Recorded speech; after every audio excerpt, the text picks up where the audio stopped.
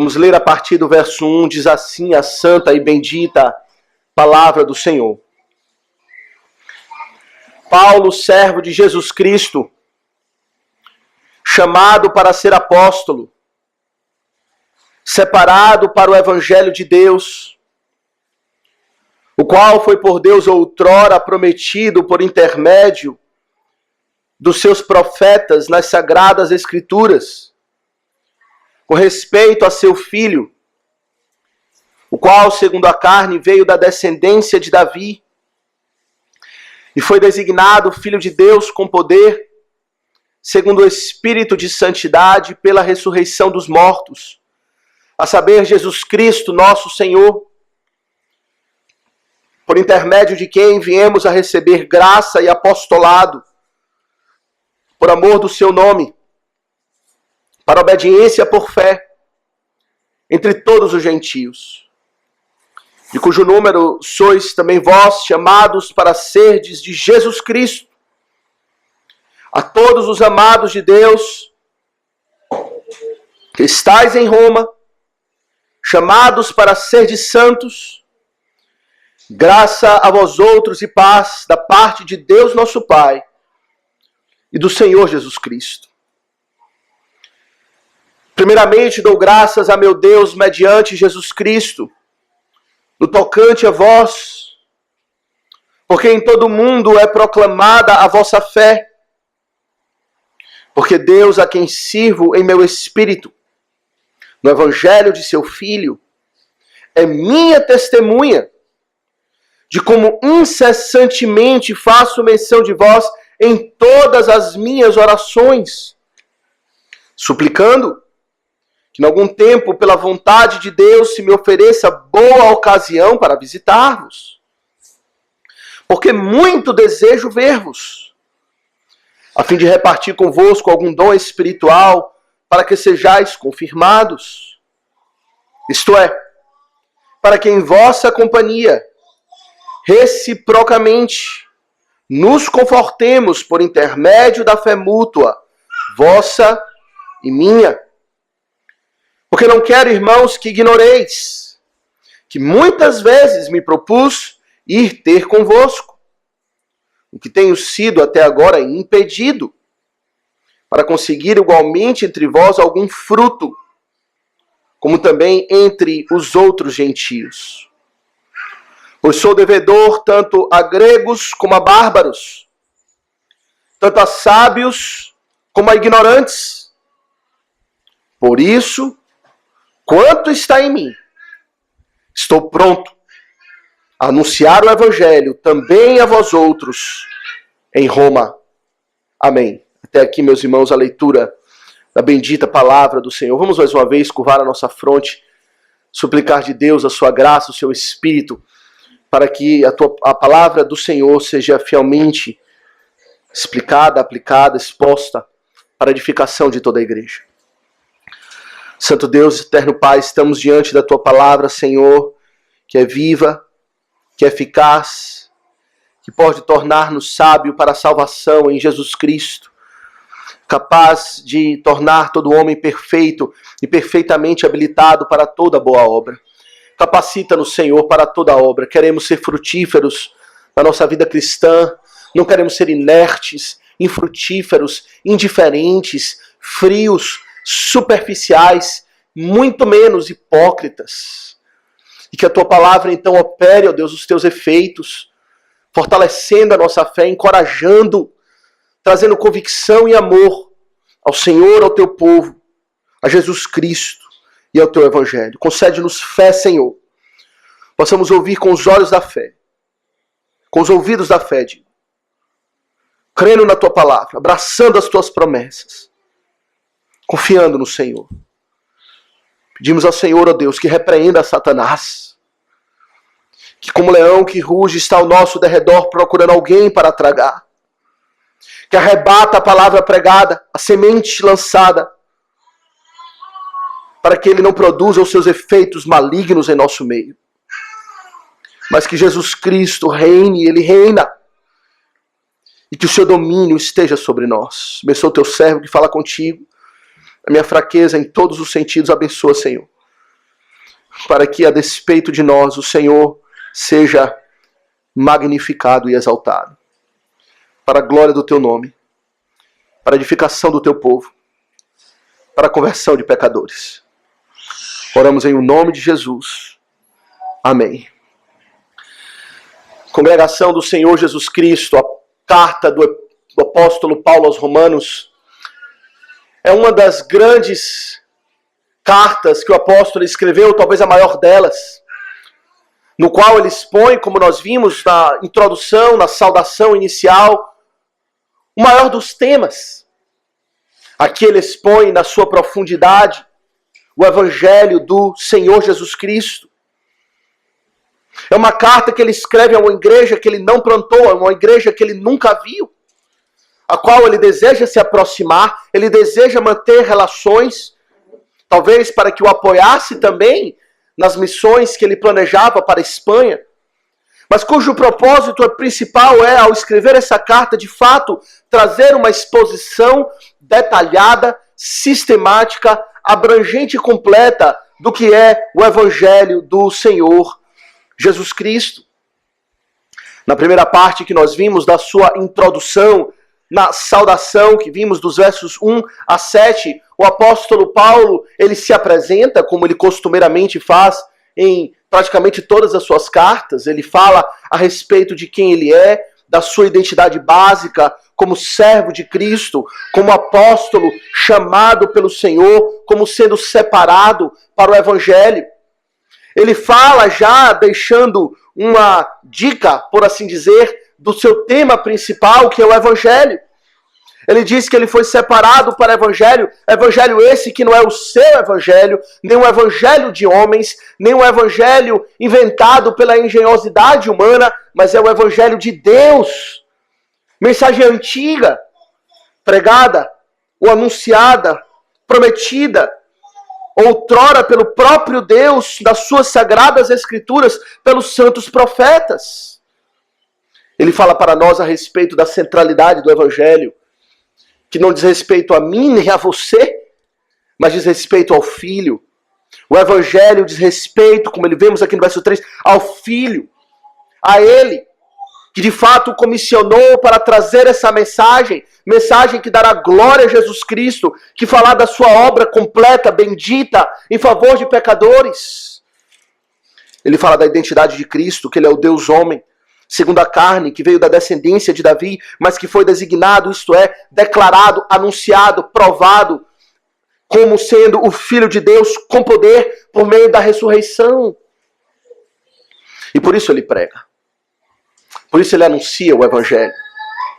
Ele anuncia porque ele foi chamado para anunciar este Evangelho por Jesus Cristo, o Deus homem. E ele não anuncia o Evangelho meramente para satisfazer a curiosidade dos homens com respeito ao que esse tal Cristo tem a ensinar. Ele anuncia, como vemos aqui, para ordenar a obediência pela fé.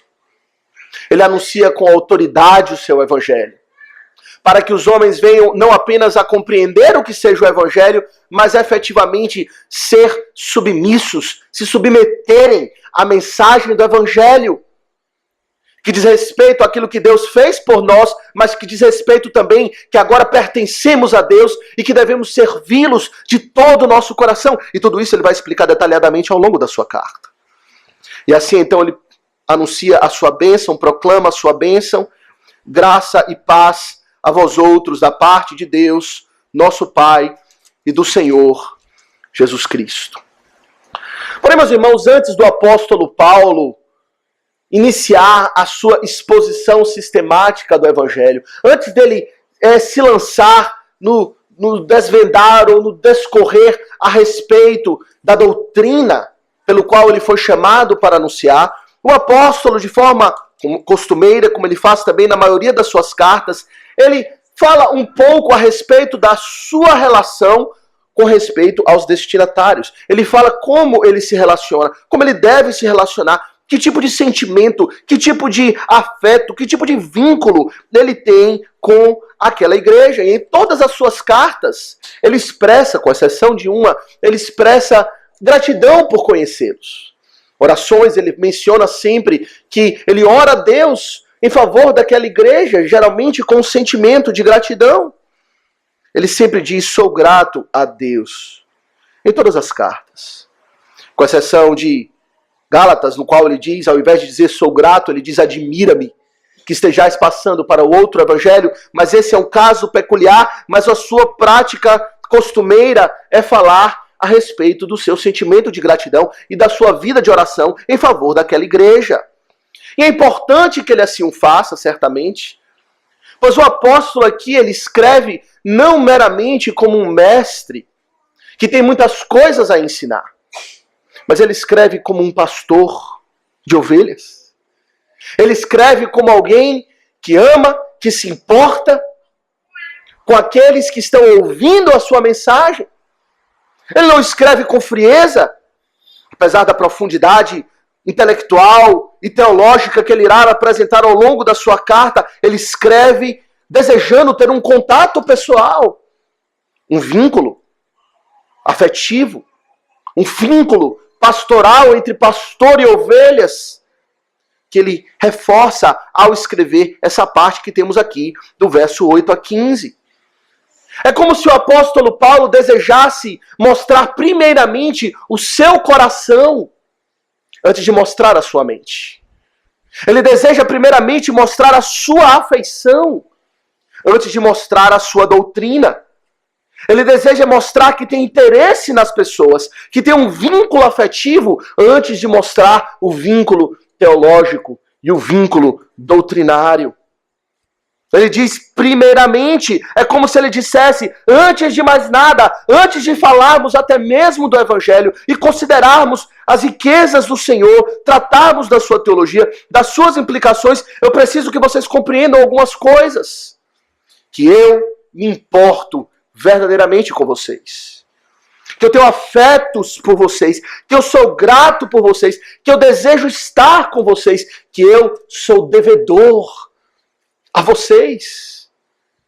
Esse é o seu desejo. Aqui está uma carta escrita pela pena de um pastor que ama as suas ovelhas, que traz para perto do seu coração. E é isso que temos, meus irmãos, dos versos 8 a 15. O apóstolo mostrando o seu coração pastoral para a igreja dos romanos. E assim, então, queremos considerar essa passagem sobre o seguinte tema: o vínculo afetivo de Paulo para com os romanos.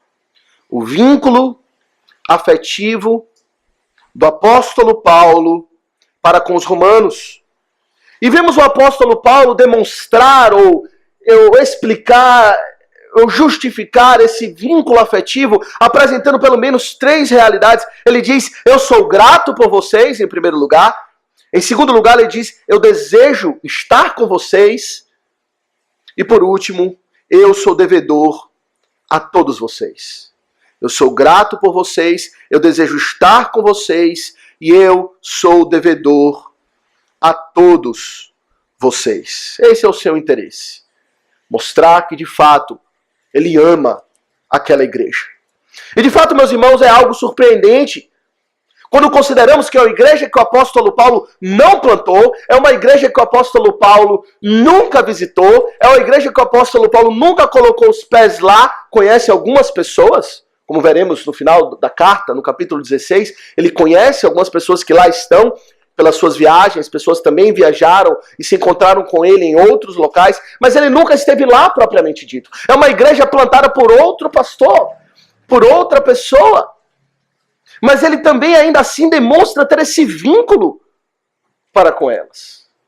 É tão difícil às vezes nós, pastores, cultivarmos o vínculo para com a nossa igreja, quiçá com a igreja pastoreada ou plantada por outros, mas o apóstolo Paulo tem esse coração. Ele ama aquela igreja. E a primeira forma, meus irmãos, como vemos que ele expressa esse contato, esse vínculo de amor afetivo para com os romanos, é falando da sua gratidão para com eles. Eu, Paulo, sou profundamente grato por vocês. É isso que ele diz no verso 8. Acompanhe comigo.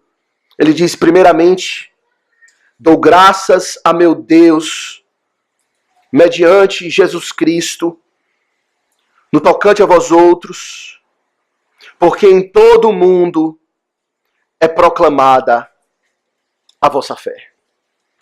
Aqui está, meus irmãos, uma expressão verdadeira de gratidão do apóstolo Paulo.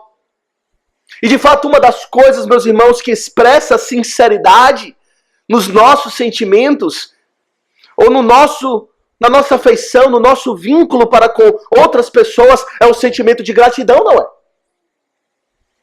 Se somos ingratos, isso demonstra o quão somos distantes de alguém. O quão não nos importamos. Quando recebemos algo, ou como ouvimos falar, não, é um sentimento que mostra indiferença à ingratidão, que mostra distanciamento. Mas o apóstolo Paulo aqui, ele expressa mostrando já primeiramente o seu vínculo, a sua sinceridade para com eles, dizendo que ele é grato a Deus por eles. É interessante que ele aqui diz, ele não é grato a eles, ele é grato a Deus por eles.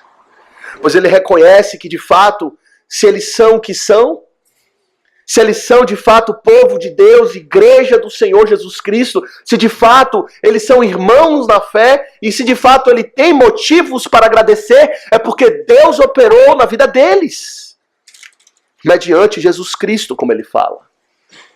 Jesus Cristo, mediador de todos os homens, foi Jesus Cristo que operou na vida deles. E de fato, uma cidade tão importante, Roma, o apóstolo ouviu falar, lá tem crentes no Senhor. Ele não poderia deixar de ser grato a Deus, ao seu Deus, como ele fala, que expressão tão íntima, de relacionamento pessoal para com Deus. Ele não poderia deixar de ser grato a Deus mediante Jesus Cristo por aquela igreja. E o que é que o torna grato por aquela igreja? Ele explica, não é?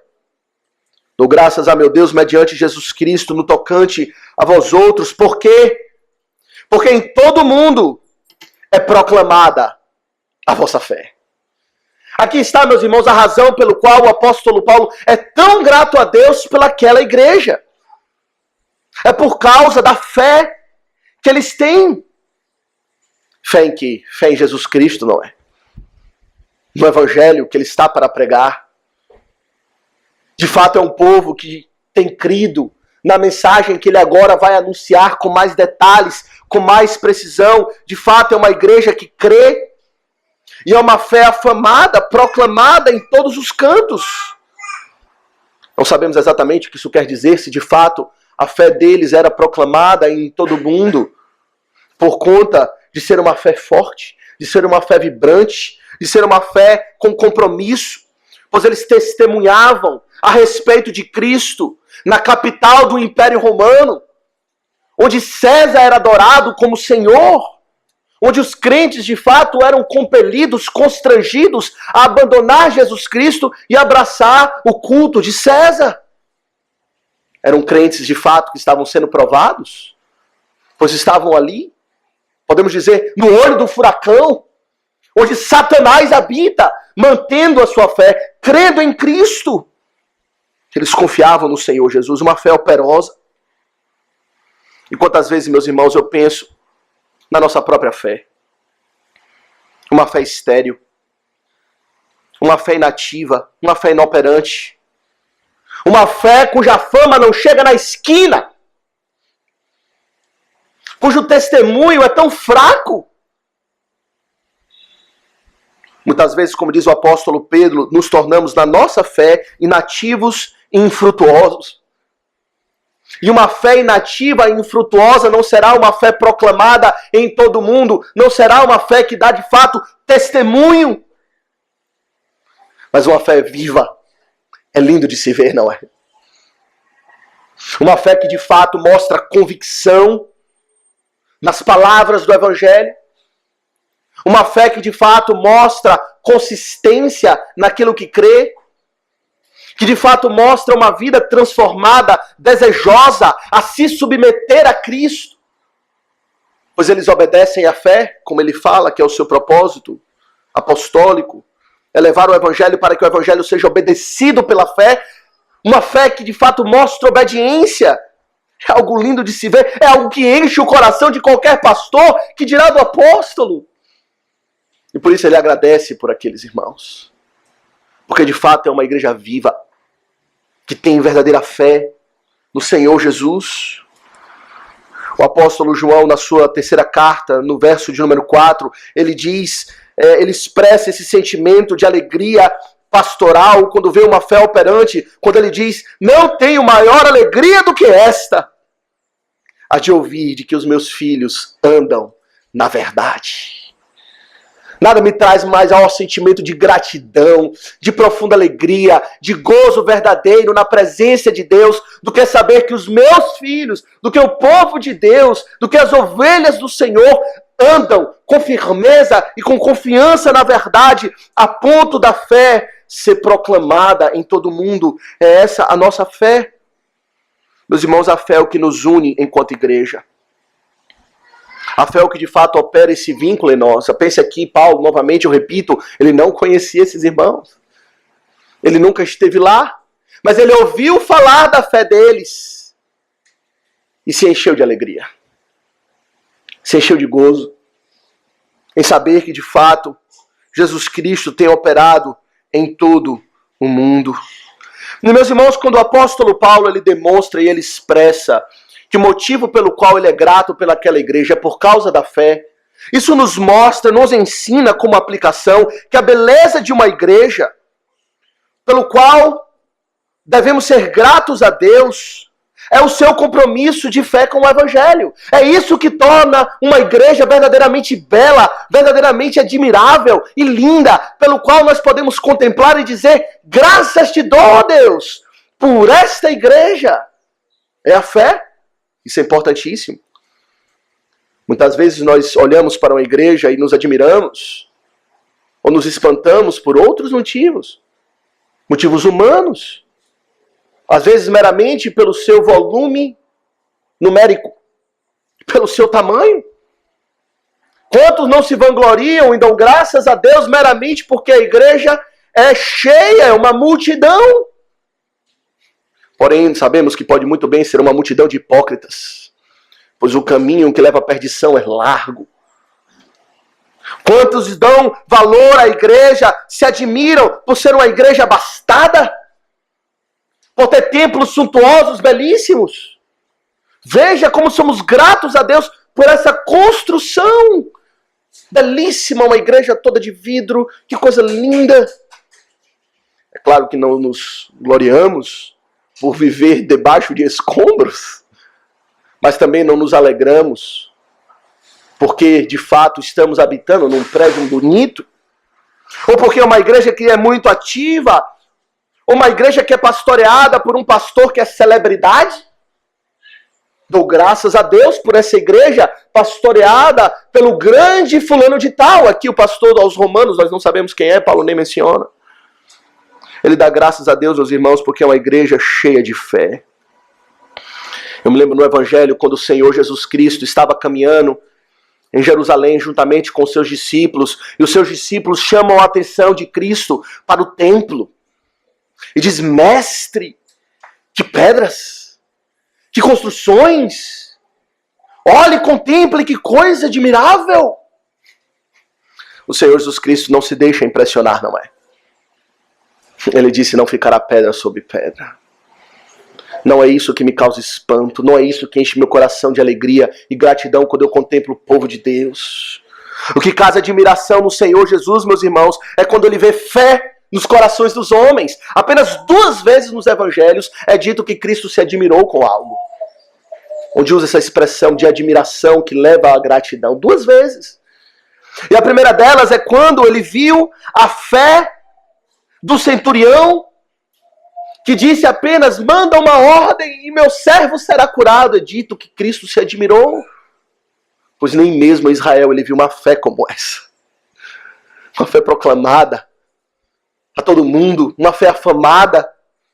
E a outra ocasião, quando mostra que Cristo se admirou, é quando ele viu a incredulidade do seu próprio povo, que não cria nele. A fé é algo central, percebe? É fundamental.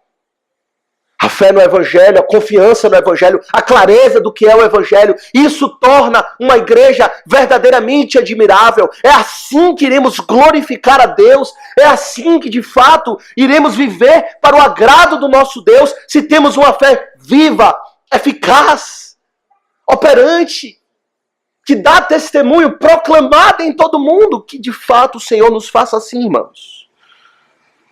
E assim era com a igreja dos romanos. E o apóstolo fala, eu reconheço isso. Eu não ignoro essa igreja. Eu tenho um vínculo com ela porque eu sou grato a Deus por vocês. Porém, meus irmãos, gratidão e admiração, em segundo lugar, é uma forma verdadeiramente de demonstrar amor e vínculo. Reconhecemos isso. Mas é possível que alguém duvidasse, ainda assim, da sinceridade do apóstolo Paulo, dessa gratidão toda que ele diz ter para com eles, por um fator básico, que aqui já falamos. Eles nunca viram Paulo. Paulo nunca botou os pés lá.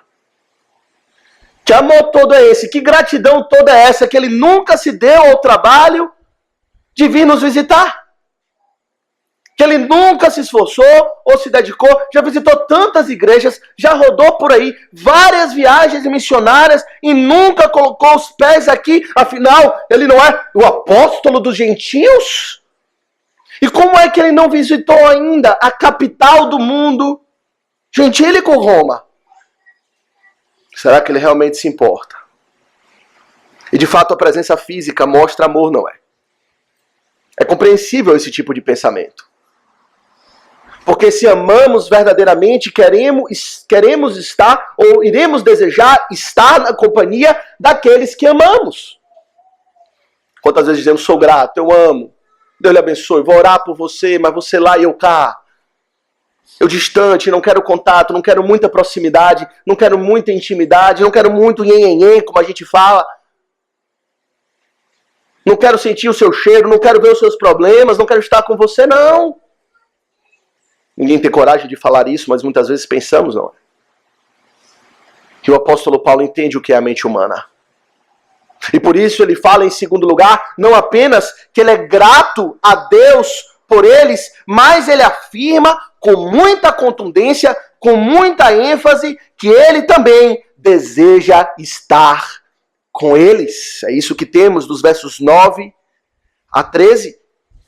Aqui, meus irmãos, o apóstolo dedica uma sessão extensa, versos 9 a 13, para afirmar com contundência que ele de fato se importa, que ele de fato deseja estar com eles, e que se ele ainda não foi, ele tem suas razões. E ele afirma isso, meus irmãos, em primeiro lugar, falando que ele ora a Deus por isso. E ele afirma com grande solenidade, veja no verso 9, ele diz, porque Deus, a quem sirvo em meu espírito, no evangelho de seu Filho, é minha testemunha de como incessantemente faço menção de vós em todas as minhas orações, como? Suplicando que em algum tempo, pela vontade de Deus, se me ofereça boa ocasião de visitar-vos. Aqui nesses 2 versos, meus irmãos, o apóstolo ele fala, mais uma vez, que as suas orações estão recheadas dos romanos. Não apenas em gratidão por eles, certamente orando também, aqui ele não deixa explícito isso, mas orando pelo progresso na fé deles, para que eles cresçam, para que Deus os abençoe. Ele ora por ovelhas de outros pastores. Mas ele especificamente aqui, ele ora, como vemos no final do verso 10, para que Deus conceda uma boa ocasião para visitar-vos. É esse o motivo das suas orações. Ele ora não uma vez ou duas, mas ele diz, eu tenho orado regularmente, frequentemente, pedindo a Deus que me conceda uma oportunidade de visitar vocês. Eu tenho orado por isso. E ele faz com juramento, não é? Quantas vezes a gente diz, eu tenho orado por isso, ou alguém pede um motivo de oração, eu vou orar por você. E aí você diz, eu vou orar, e nós não oramos. Esquecemos de orar. Por que não nos importamos? Porque o nosso amor é pequeno. Porque o nosso vínculo é fraco. Quando dizemos que vamos orar e não oramos. E quantas vezes nós não fazemos isso? Mas o apóstolo aqui, ele não está fazendo esse tipo de afirmação. Pois ele chama Deus como testemunha de que de fato ele tem orado assim. Deus a quem eu sirvo em meu espírito, no evangelho de seu filho, meu Deus, a quem eu não ousaria tomar o seu nome em vão, ele é a minha vida, ele é o meu tudo, minha vida é para servi-lo. Ele é minha testemunha de que eu tenho sempre orado nesse sentido. De fato, percebemos a ênfase, não é? De que aqui ele quer dissipar qualquer dúvida de que o apóstolo Paulo não desejava estar com eles. De fato, o apóstolo Paulo, meus irmãos, nunca ainda tinha pisado em Roma. E ele estava prestes a iniciar uma viagem na direção contrária. Ele estava ali, perto da região de Corinto, estava indo para Jerusalém. Ia para mais longe. Por um tempo, embora planejasse passar por Roma, e de fato ele chegou em Roma eventualmente, onde lá ele morreu, diz a tradição. Mas ele afirma, eu desejo verdadeiramente, Deus sabe, eu falo a verdade, não duvidem. Talvez existisse dúvidas, não está explícito aqui, mas talvez tenha chegado aos ouvidos do apóstolo Paulo uma certa queixa, uma certa crítica do ministério dele, de que ele nunca foi lá, e talvez ele esteja falando assim com tanta contundência para dissipar essas dúvidas. Eu tenho orado a Deus para estar aí, e Deus sabe, Deus é testemunha. Quem de nós tem a coragem de clamar a Deus como testemunha da nossa vida de oração? Nossa vida de oração geral é fraca, não é? Queremos escondê-la. E sabemos que blasfemaremos se tomarmos Deus como testemunha de que de fato oramos tanto assim. Mas Paulo ele afirma, Deus é minha testemunha, acreditem no que eu falo. Mas ele não apenas faz isso, meus irmãos, vemos assim essa ênfase nele quando ele apresenta uma espécie de justificativa pelo qual ele ainda não visitou, no verso 13. Pule 11 e 12, veja no verso 13, quando ele diz, porque não quero, irmãos, que ignoreis, que muitas vezes me propus ir ter convosco, no que tenho sido até agora impedido, para conseguir igualmente algum fruto, entre vós algum fruto. Não quero que ignoreis que muitas vezes eu me propus ir ter convosco.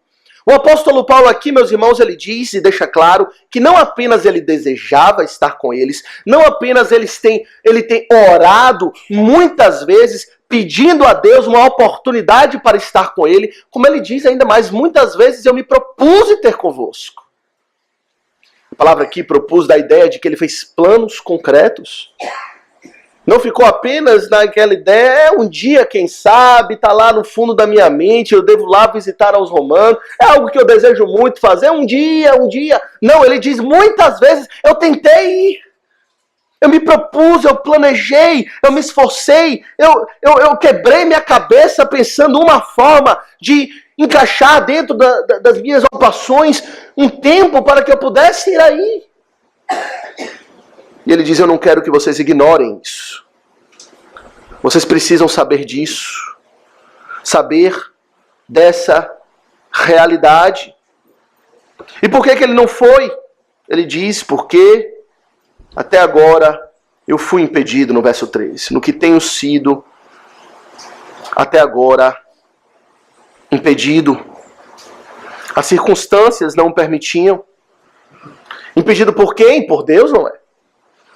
Se ele pede a Deus que conceda a ele uma boa oportunidade, quando ele diz, eu oro para que pela vontade de Deus, como ele fala lá no verso 10, quando ele suplica que pela vontade de Deus seja oferecido a ele uma boa ocasião para o visitar, e se ele está impedido, é o que ele está dizendo, Deus ainda não me concedeu esta boa ocasião.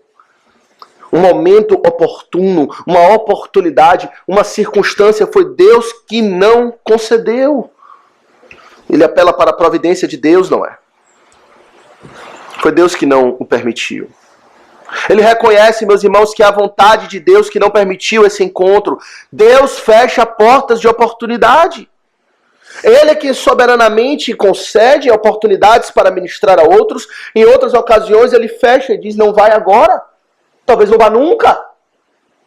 É Deus que faz isso. E Paulo, que tem a sua mente espiritual em analisar os problemas, ele sempre reconhece assim.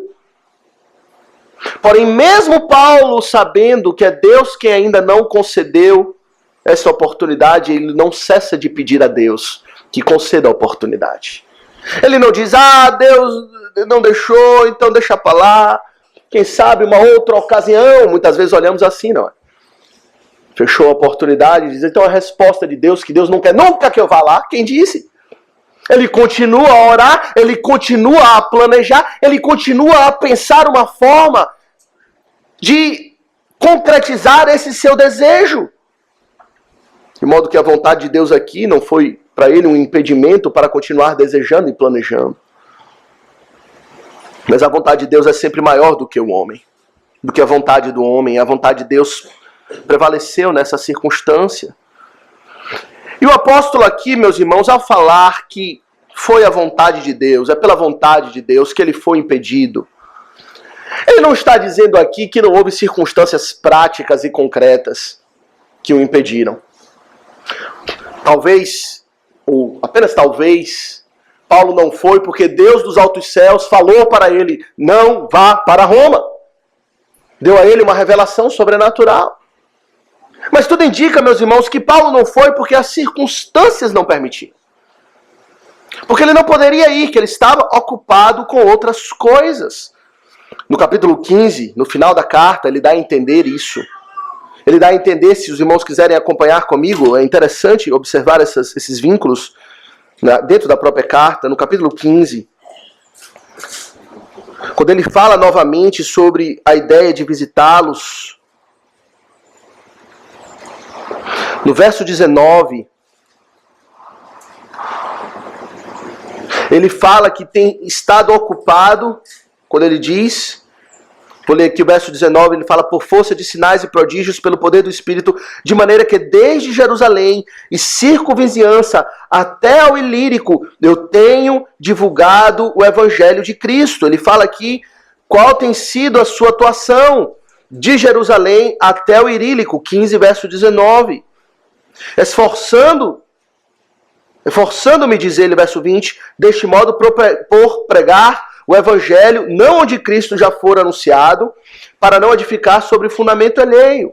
Eu tenho pregado o Evangelho em todos esses lugares. E aí ele fala no verso 22, veja, essa foi a razão, porque também muitas vezes me senti impedido de visitar-vos.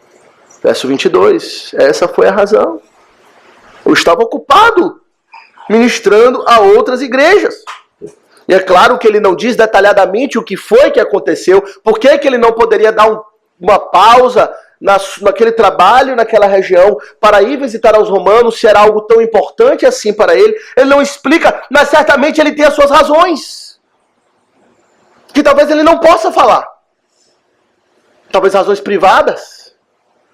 Talvez as igrejas ali naquela região, ele estava em Corinto, muitos entendem, ao escrever a carta aos romanos. Nós sabemos que Corinto é uma igreja problemática. E talvez essa fosse a razão. Eu não posso ir aí, pois eu estou aqui ocupado, lidando com problemas de outra igreja. Mas ele não tem que expressar isso. E ele não deseja expressar esse detalhe. Ele diz, compreende, eu fui impedido pela vontade de Deus. Ou talvez ele não tenha explicado, porque as razões eram complexas demais. Se ele fosse explicar aqui por que ele não poderia ir lá, ele ia gastar muita pena, muita tinta, para explicar assuntos complicados e difíceis. Ele diz, confie, eu fui impedido por Deus e por isso eu não estava aí ainda. Ou talvez é porque eram razões difíceis de entender. Ainda que ele explicasse, os outros não compreenderiam. E eu achar que não justifica Paulo. Essa sua razão aí é uma desculpa esfarrapada pelo qual você ainda nos visitou e talvez não fosse.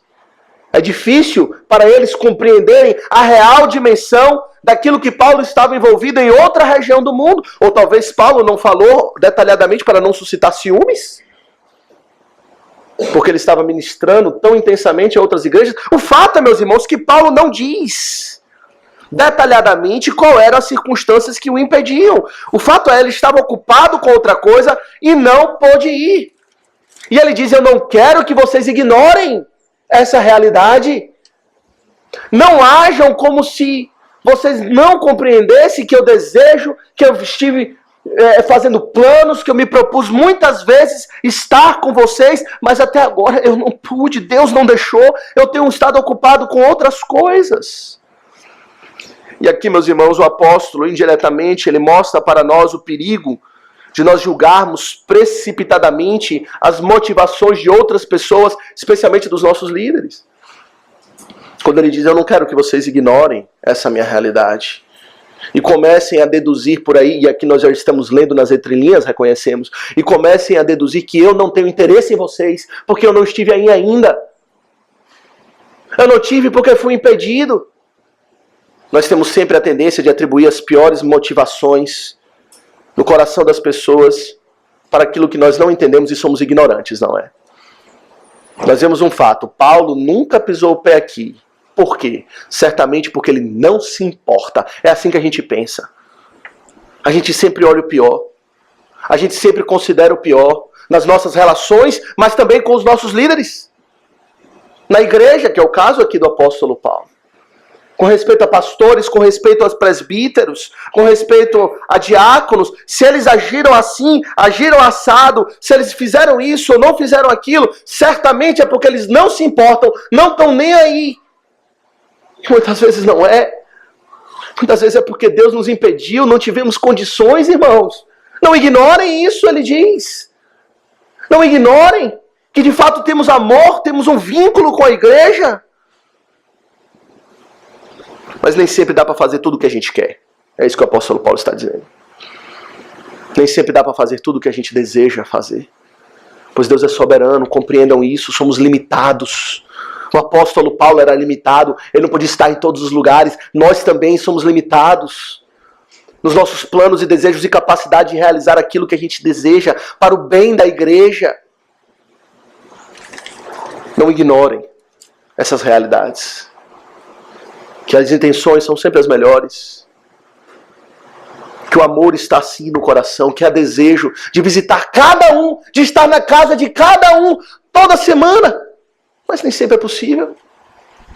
É isso que o apóstolo diz.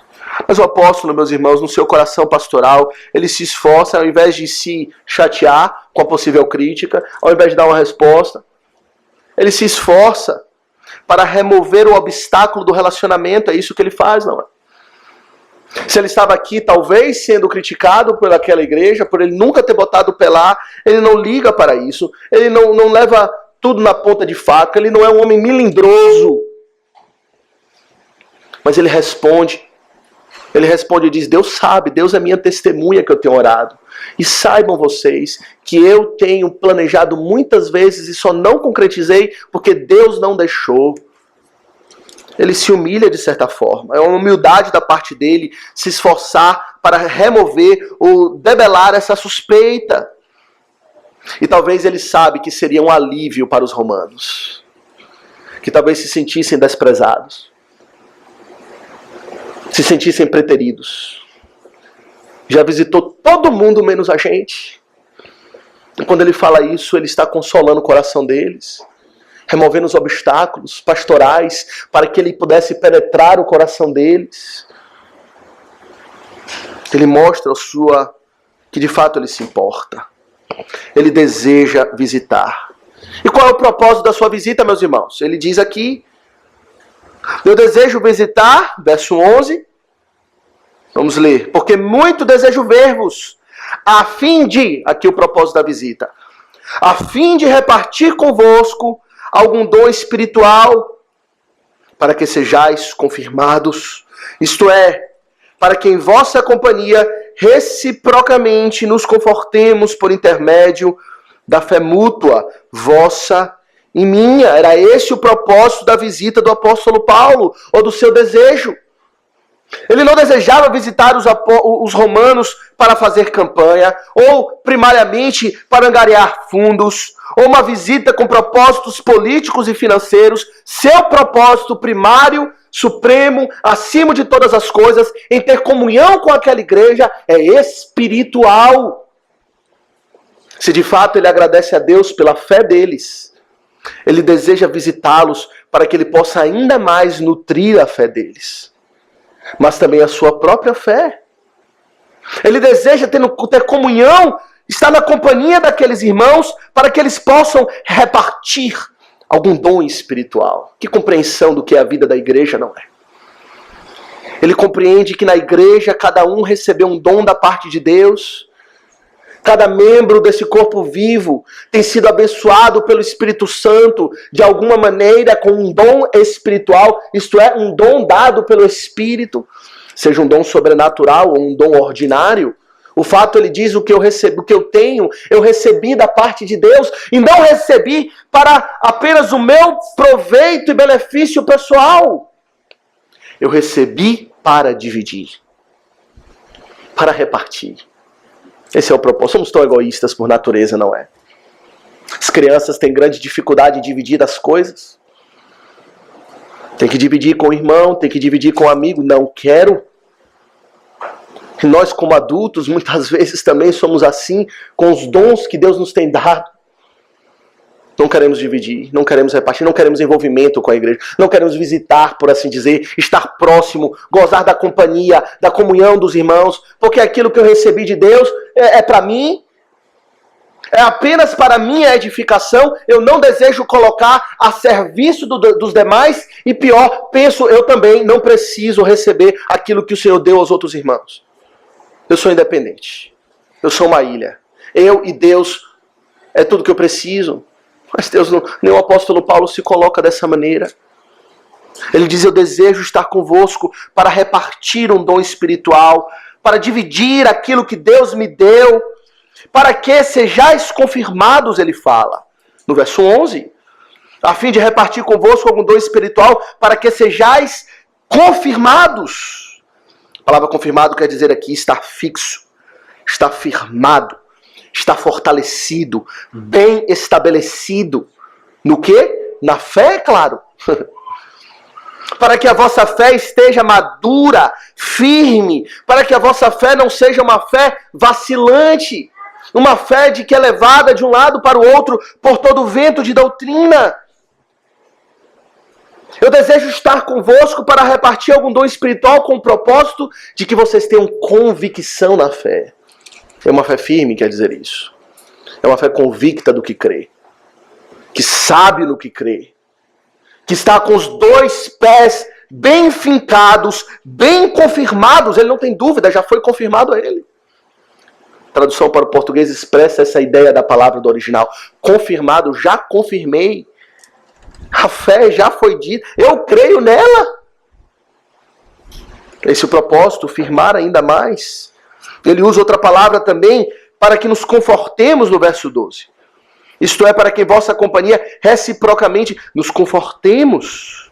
A palavra quer dizer aqui a ideia de nos exortemos, nos encorajemos, nos animemos mutuamente. A fé ela deve ser firmada, a fé ela deve ser encorajada, fomentada, animada, fortalecida. É isso que o apóstolo ensina. Que a fé ela é preciosa, é a beleza de uma igreja, mas essa fé precisa ser cuidada. Senão ela murcha. Senão ela vacila. Senão ela enfraquece. Senão ela se desanima, desencoraja. E onde nós fortalecemos a fé? É na companhia dos irmãos. Isto é, verso 12, para que em vossa companhia, na companhia da igreja, reciprocamente nos confortemos, ou nos animemos na fé, por intermédio da fé mútua, vossa e minha. O apóstolo Paulo está dizendo aqui que fé é o que alimenta a fé. Fé é algo, de certa forma, contagiante. É na companhia de pessoas de fé, de pessoas que creem, que estão firmados e confirmados na fé, que a nossa fé é alimentada. Não podemos ter a expectativa de ter uma fé vibrante, uma fé frutífera, uma fé que será proclamada em todo mundo se vivemos em isolamento. É uma tolice toda aquela proposta dos desigrejados, não é? É uma tolice sem tamanho, é um tiro no pé na própria fé. Naqueles que pensam que podem viver a vida da fé sem a igreja, sem esse conforto mútuo, recíproco, sem essa exortação da companhia daqueles que creem, ficam em casa. Eles precisam apenas do YouTube, uma conexão com a internet e tudo, a fé deles é vivida ali. Eles escutam o que eles querem escutar, eles escolhem os seus pregadores, eles escolhem as suas mensagens, aquelas que lhes agradam o coração. Eles não precisam gozar da companhia dos irmãos que irão exortá-los muitas vezes, que irão encorajá-los outras vezes, que irão falar onde a sua fé está vacilando para que você esteja mais firme. É muito melhor viver assim, eles pensam. Mas é um tiro no pé, pois a fé murchará fora da companhia da igreja. E o apóstolo diz: esse é o meu propósito. E o que é impressionante para nós aqui, meus irmãos, é que o apóstolo se coloca aqui não apenas como aqueles que irá fortalecer a fé dos outros, mas que terá a sua própria fé fortalecida. A sua própria fé confortada pela companhia uns dos outros. Veja a humildade do apóstolo Paulo. Quando ele fala: eu preciso de vocês, como vocês precisam de mim. Precisamos uns dos outros, para que a própria fé seja fortalecida. Meus irmãos, quantas vezes olhamos para os pastores como super-homens, como homens que têm uma fé que jamais será abalada, que jamais poderá ser enfraquecida, que jamais se desanima. Não é assim. O próprio apóstolo Paulo aqui, ele reconhece: eu preciso ser animado por vocês, eu desejo estar com vocês para colher algum fruto. Ele diz no verso 13, um fruto para a minha própria fé, diz o apóstolo Paulo. É linda essa expressão no final do verso 12, não é? Nos confortemos por intermédio da fé mútua, vossa e minha.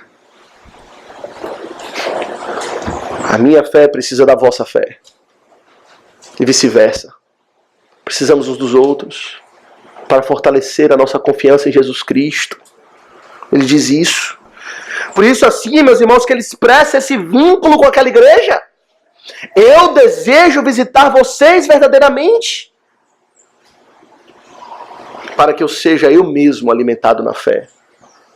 Quantas vezes nós, pastores ou presbíteros, numa visita pastoral, que vamos com propósito, pensamos, de fortalecer a fé daquele que irá nos receber, quantas vezes nós é que saímos fortalecidos?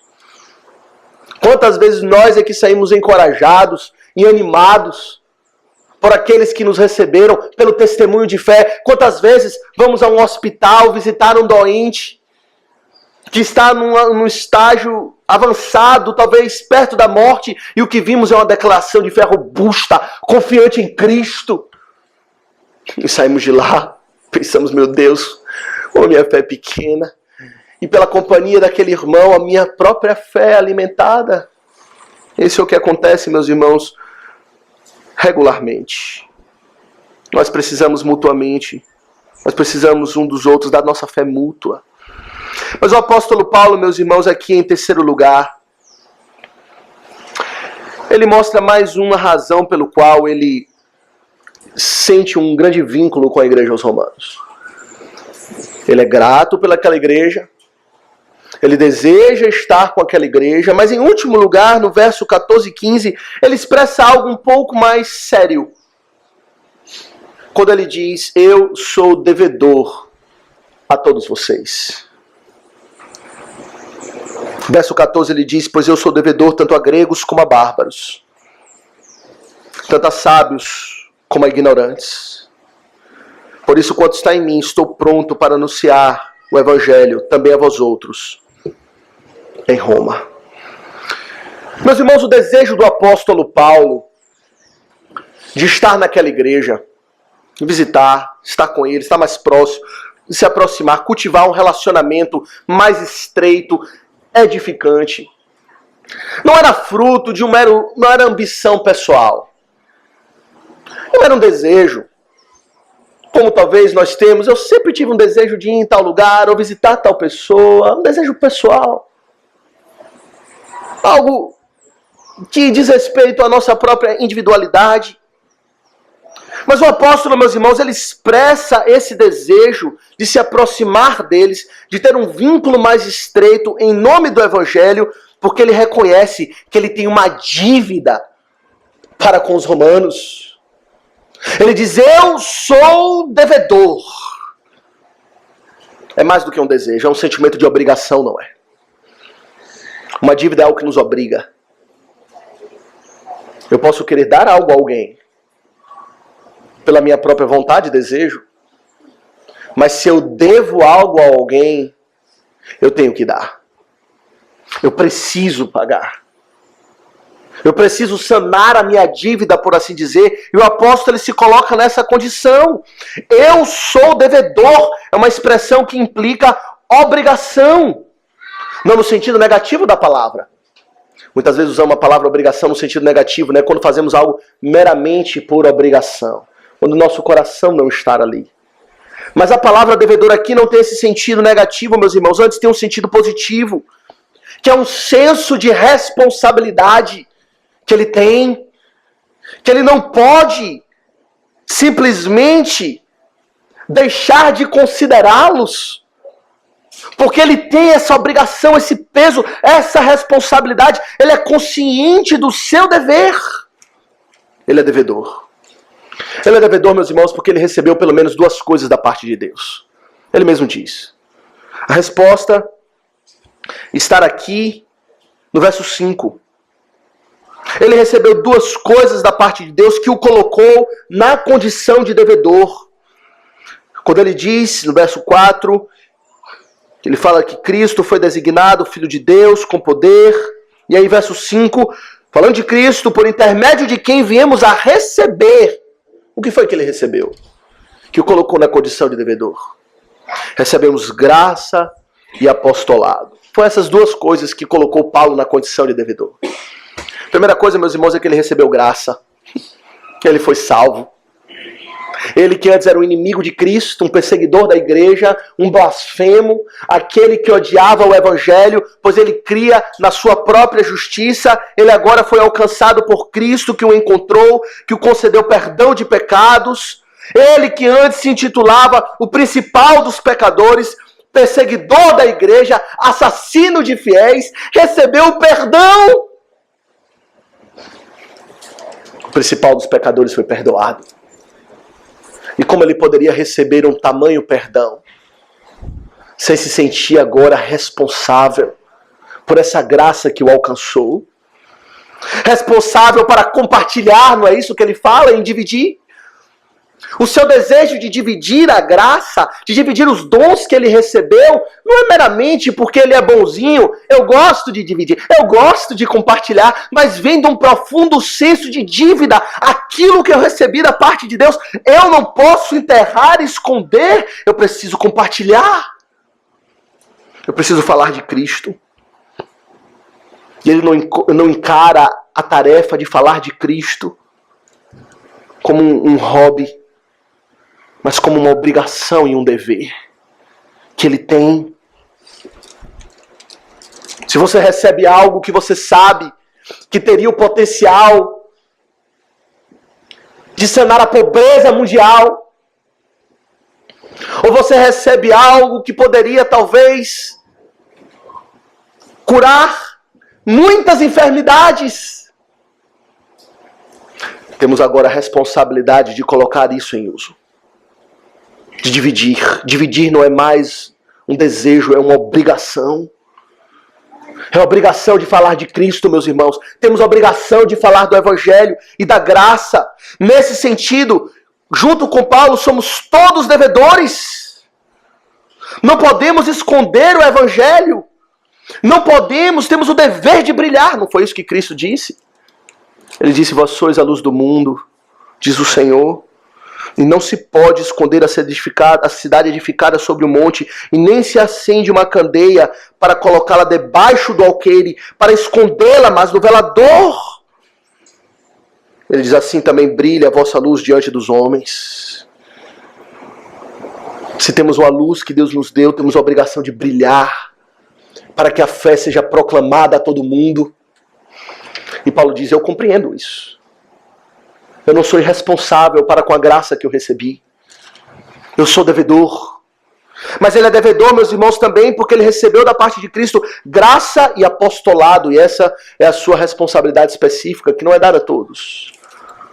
Ele recebeu da parte de Cristo não apenas a graça que o salvou, mas recebeu o comissionamento para ser apóstolo de Cristo, separado para o Evangelho. Ele diz, a minha vida é proclamar o Evangelho. Esse é meu dever. E se eu não faço, eu sou negligente para com aquilo que Deus me deu.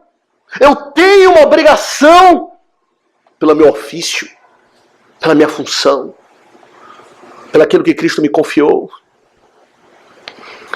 Eu me lembro de Ezequiel 33, quando nós lemos a respeito do atalaia e da obrigação que repousa sobre o seu ombro.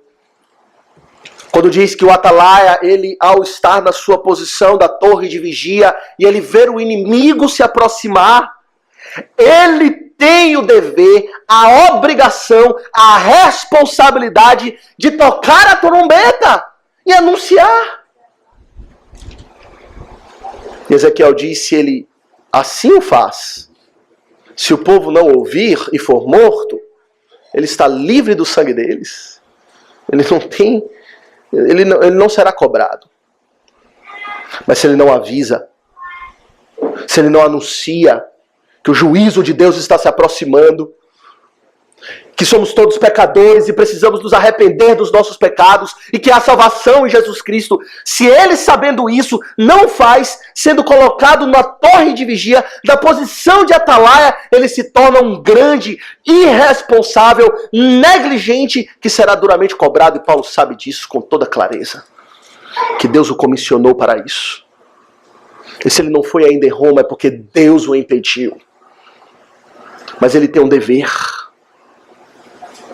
Por isso que o apóstolo Paulo diz em 1 Coríntios 9, ai de mim se não pregar o evangelho, porque sobre mim repousa esta obrigação.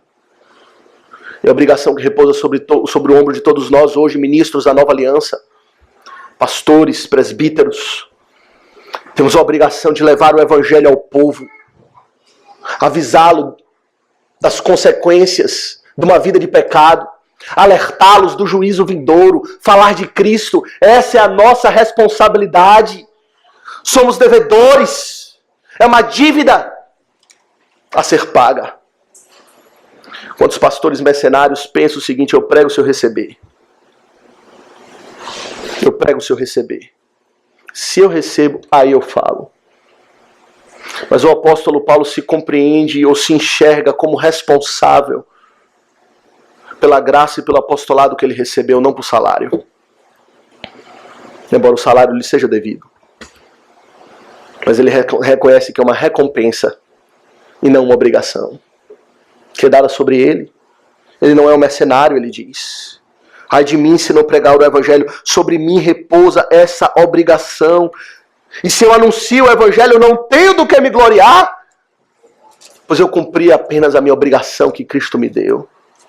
Esse é o dever de toda atalaia. E ele expressa aqui, meus irmãos, algo interessante. Ele diz, sou devedor tanto a grego como a bárbaros, tanto a sábios como a ignorantes. E aqui, novamente, ao apóstolo apresentar essas comparações, dá a entender que havia, assim, da parte dos romanos, crítica. Quando ele fala gregos e bárbaros, ele está falando de duas classes de gentios. Os gregos eram aqueles que se consideravam os cultos, os civilizados. A cultura helênica era a cultura superior dos filósofos, do pensamento moderno da época, elevado. Aqueles que falavam grego eram considerados, de fato, os cultos. Os bárbaros eram os ignorantes. que não falavam o grego direito. E isso fica claro que é esse o sentido, quando logo em seguida ele fala, sou devedor tanto a sábios como a ignorantes. E a dívida é para com todos, cultos e incultos. Talvez aqui estivesse o apóstolo Paulo respondendo uma crítica de que ele fazia acepção de pessoas. Que seu ministério era segmentado. Que ele focava ou em um grupo ou em outro. E que ele ainda talvez não estivesse em Roma porque ele era preconceituoso. Ele preferia um grupo do que outro. Ele diz, não. Eu sou devedor a todos. Aos pobres, aos ricos. Aos sábios, aos ignorantes, aos gregos, aos bárbaros. Em mim não há hesitação alguma em anunciar o evangelho para quem quer que seja, onde quer que for, onde Deus me mandar, se Ele me conceder a oportunidade, eu irei. Por isso ele conclui dizendo, verso 15, por isso, quanto está em mim, eu estou pronto para anunciar o evangelho também em Roma. Não há hesitação da minha parte. Ao contrário, prontidão. Sou como um soldado que estou às ordens do meu Senhor, e no momento que ele der a ordem de comando, eu irei, eu desejo ir, ele fala. É o meu desejo, é aquilo que eu mais quero, é ir e anunciar o evangelho a toda criatura. Mas eu sou homem limitado, sujeito às ordens do meu Senhor. E se ele mandar, eu vou. Eu estou pronto. A pergunta que fica indireta para os romanos e para nós é se eles estavam prontos para ouvir o evangelho. Ele fala isso para preparar o terreno, percebe? Para o evangelho que ele vai anunciar a partir do verso seguinte. Talvez eles não quisessem ouvir Paulo, achando que Paulo não tinha as motivações corretas, que Paulo fazia distinção de pessoas, grego, bárbaro, ele trata um bem, outro não. Que de fato Paulo não se importava. Paulo remove esses obstáculos para que eles pudessem ouvir o evangelho com os ouvidos atentos e abertos, vindos de alguém que de fato tem todo o interesse e prontidão para anunciar o evangelho e todas as suas implicações. A resposta que fica para os romanos, ou melhor, a pergunta que fica para os romanos e para nós, é se eles estão prontos para ouvir o evangelho. Se eles desejam ouvir o evangelho. Certamente desejam, pois ele já disse que eles têm uma fé em Cristo. Mas desejam ouvir dele o evangelho.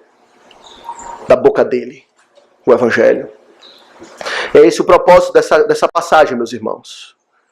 É que o apóstolo mostra que de fato ele tem um grande vínculo com aquela igreja. E ele faz isso para preparar os seus ouvidos para possivelmente agora ouvir o evangelho. Ele sabe que muitas vezes o coração duro é um obstáculo para que o ouvido seja atento. Para que a mente compreenda e dê ouvidos e dê atenção àquilo que ele vai ensinar. Então, antes de tratar da mente, ele trata do coração. Esse era o apóstolo, um pastor por excelência, que sabe pastorear verdadeiramente. Eu queria, meus irmãos, concluir com algumas aplicações, 3 para todos nós. A primeira, meus irmãos, é que o apóstolo aqui, ele revela para nós o verdadeiro coração pastoral, não é? Ele mostra o que é ser um pastor de verdade. Que um pastor de verdade se importa. Sente um vínculo com as suas ovelhas. É isso que é ser pastor. Ser pastor é cuidar de ovelhas. É amar as ovelhas. Eu fico pensando na eleição que vamos ter para presbíteros. Presbíteros, como temos dito, são pastores. Aqueles que almejam o episcopado e almejam excelente obra, está aqui um modelo para nós do que significa ser um pastor de ovelhas. É alguém que se importa. É alguém que é grato pela igreja. Você é grato pela igreja. É alguém que deseja estar com a igreja. Viver a vida da igreja. Estar próximo da igreja. Você deseja estar próximo da igreja.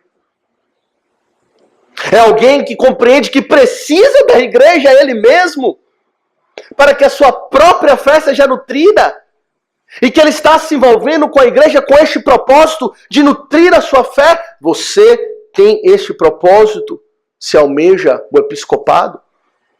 Aqueles que desejam ser pastores, compreendam. Ser pastor não é aquela experiência glamurosa de meramente vir aqui, subir e dar um discurso eloquente para que todos o admirem. Ser pastor é estar perto de ovelha, que muitas vezes o criticam, como talvez era o caso aqui. E que ao invés de revidar, ele tem que desfazer as críticas e mostrar que ele tem, na verdade, amor por elas. Como ele fez aqui. Ser pastor é se sentir em dívida para com a igreja. Para com Deus. Porque você recebeu graça e ministério da parte do Senhor. Você compreende assim? Então não seja irresponsável se o Senhor lhe colocar nesse ofício. Pois muitos estão, mas não têm esse coração. Muitos estão no ofício, mas não têm esse coração. Não sente esse vínculo com a igreja. Você sente este vínculo com a igreja? Isso o apóstolo Paulo nos ensina indiretamente. Mas ele também ensina a igreja, para que a igreja compreenda que esse é o coração dos seus pastores. Talvez a exortação principal aqui para a igreja em toda essa passagem é o que lemos no início do verso 13. Não quero que ignoreis, irmãos. A igreja precisa saber, os romanos precisam saber, estarem cientes daquilo que se passa no meu coração, daquilo que eu sinto por vocês. Não ignoreis que de fato a liderança tem esse vínculo para com as ovelhas. E ainda que sejamos falhos em muitas coisas, limitados como o apóstolo Paulo era, o nosso propósito é esse. As nossas intenções e os nossos esforços, parcos e muitas vezes equivocados, são nesse sentido. Estamos prontos para anunciar o Evangelho. E não nos imputem motivos torpes sem a devida prova. É isso que o apóstolo Paulo corrige nos Romanos, não é? E que deve ser corrigido em nós também. Nos lembra aquilo que lemos em Hebreus 13, 17. Obedecei a vossos guias. Estejam prontos para ouvir o Evangelho por eles anunciados, em outras palavras. E sede submissos para com eles, pois eles velam pela vossa alma. Como quem deve prestar contas, pois são devedores. Para que façam isto com alegria e não gemendo, porque isso não aproveita a vós outros. Hebreus 13, 17. Os vossos guias compreendem que vão prestar contas. Os vossos guias velam por suas almas, em orações constantes, como o apóstolo Paulo aqui ilustra, pelo seu progresso na fé. Eles desejam ver a sua fé confirmada, fortalecida, confortada. Não ignoreis, irmãos. Não ignoreis, irmãos, essas motivações. E que se elas não são exercidas na plenitude e alcança de fato e atende todas as necessidades, é porque somos impedidos. Seja pela nossa própria limitação pessoal, seja pelas circunstâncias, mas certamente pela vontade de Deus. É um chamado para a igreja ter consideração para com a sua liderança. Mas por último, meus irmãos, esse passagem nos mostra a beleza já do Evangelho, não é? Que cria um relacionamento como esse. Se de fato Paulo, que nunca botou o pé naquela igreja, sente um vínculo tão profundo com aquela igreja, a ponto de dizer sou devedor, é por causa do Evangelho. O Evangelho, meus irmãos, ele nos salva dos nossos pecados. Mas o Evangelho também nos une a uma igreja. O Evangelho cria a igreja. Cristo morreu por pecadores, meus irmãos, não apenas para perdoar os seus pecados, mas para que eles sejam um, como ele é um com seu Pai. Esse é um dos propósitos do Evangelho, unidade. Unidade no corpo, na fé. Que maravilha o Evangelho, não é? O Senhor disse, não é bom que um homem esteja só. Disse isso com respeito à mulher, mas a mesma coisa com respeito à fé do homem. Não é bom que um homem esteja só na sua caminhada cristã. eu criarei e o colocarei num vínculo maravilhoso, um vínculo de unidade, uma verdadeira família, uma família indestrutível. A nossa família, meus irmãos, com a morte irá perecer e com ela todos os vínculos afetivos, eu penso. Mas o amor fraternal, o vínculo eclesiástico, permanece por toda a eternidade. Cristo mesmo disse: não rogo por estes, mas também por aqueles que vierem a crer em mim, por intermédio de sua palavra, a fim de que todos sejam um. Cristo ora por isso, para que haja esse vínculo entre todos nós. Eu lhe pergunto, a liderança, futura liderança, a mim mesmo, a todos nós, sentimos esse vínculo de uns com os outros? Sentimos que ao abraçar o Evangelho do Senhor Jesus Cristo, os nossos pecados estão sendo perdoados, mas que também agora nos tornamos devedores. Você olha para o seu irmão do lado e compreende: eu lhe sou devedor, pela graça que recebi. Devo compartilhar os meus dons, devo lhe servir. Esse é o tipo de vínculo que você tem com a igreja. Você ama a igreja. Se não ama, talvez isso seja um sinal de que o Evangelho nunca lhe alcançou. Porque não é possível amar a Cristo e odiar a sua noiva. Não é possível desejar estar unido ao cabeça sem desejar estar unido ao corpo. Cristo morreu para que sejamos um. Que possamos nós também gozar desse vínculo profundo. E o Evangelho seja recebido no nosso meio com prontidão. Tanto por aqueles que proclamam o Evangelho, como por aqueles que ouvem o Evangelho. Que o Senhor nos abençoe. Amém.